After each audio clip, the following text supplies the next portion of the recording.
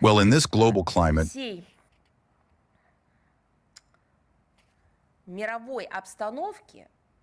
there are those who are paid a salary, namely international officials, who it would seem ought to become the voice of reason, a kind of wise men, if not active participants,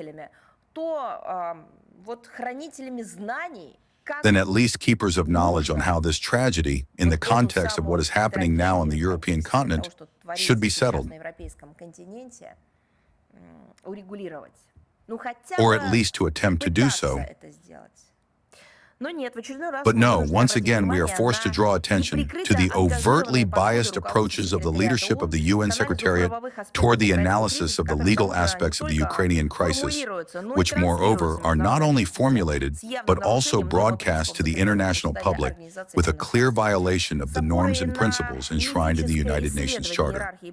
Relying on a mythical study of the hierarchy of the principles of the UN Charter, allegedly prepared by the UN Office of Legal Affairs, Secretary General Guterres allowed himself to conclude that, in relation to the situation around Ukraine, respect for territorial integrity prevails over the self-determination of peoples. As is well known, the answer to the question regarding the correlation of these principles was given long ago in the Declaration on Principles of International Law. It was adopted by the General Assembly in 1970 on the basis of consensus. By ignoring the provisions of this document in attempting to promote an alternative interpretation of Articles 1 and 2 of the UN Charter, the Secretary General is clearly acting in excess of his authority. Furthermore, beyond exceeding his authority, he is also acting against the settlement of the conflict. We are forced in this regard to remind that the Secretary General is not endowed with the authority to interpret the principles of the UN Charter on behalf of the World Organization. According to Article 97, the Secretary General is the Chief Administrative Officer of the organization.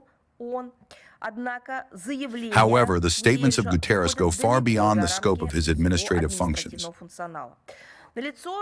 There is a clear violation of Article 100 of the Charter, according to which the Secretary General and the staff of the Secretariat must adhere to the principles of impartiality, equidistance, and objectivity, and are obliged to act in the interests of all member states.